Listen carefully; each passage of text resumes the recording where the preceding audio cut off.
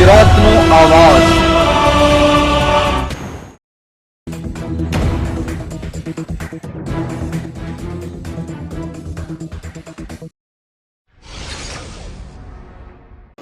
વિદેશી દારૂનો વેપલો। સુંદર ફાટક નજીકથી વિદેશી દારૂ ભરેલ ટેન્કર સાથે ડ્રાઈવર ક્લીનર ઝડપાયા। 2.5 કરોડનો મુદ્દામાલ જપ્ત। આણંદની એલસીબી પોલીસે વાસદ તરાપુર હાઈવે પર સુદળ ફાટક નજીકથી વિદેશી દારૂનો જથ્થો ભરેલું ટેન્કર પકડ્યું છે। પોલીસે રૂપિયા 9.94 લાખનો વિદેશી દારૂનો જથ્થો, ટેન્કર તેમજ એક મોબાઈલ મળીને 50 લાખનો મુદ્દામાલ જપ્ત કરી આગળની કાર્યવાહી હાથ ધરી છે। વાસદ બગોદરા હાઈવે ઉપરથી પસાર થનાર ટેન્કર નંબર GJ12 મોટા પ્રમાણમાં વિદેશી દારૂનો જથ્થો સંતાડેલો હોવા અંગેની બાતમી આણંદ એલસીબી પોલીસને મળી હતી, જેથી પોલીસની ટીમે વાસદ બગોદરા હાઈવે પર વાસદ ગામની સીમમાં સુંદર ફાટક નજીક વોચ ગોઠવી હતી।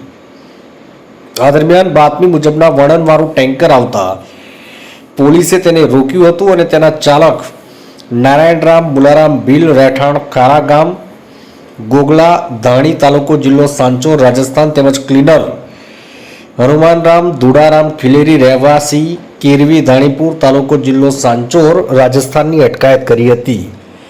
જે બાદ પોલીસે આ બંનેની પૂછપરછ કરતા તેઓએ આ ટેન્કરમાં છૂટો લૂઝ સિમેન્ટ ભરેલો હોવાનું જણાવ્યું।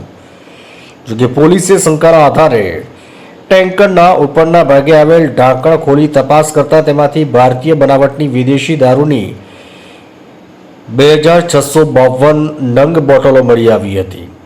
પોલીસે આ વિદેશી દારૂનો જથ્થો કિંમત રૂપિયા 9,94,500 અને ટેન્કરની કિંમત રૂપિયા 40 લાખ તેમજ એક મોબાઈલ મળીને કુલ રૂપિયા 50 લાખનો મુદ્દામાલ જપ્ત કર્યો છે।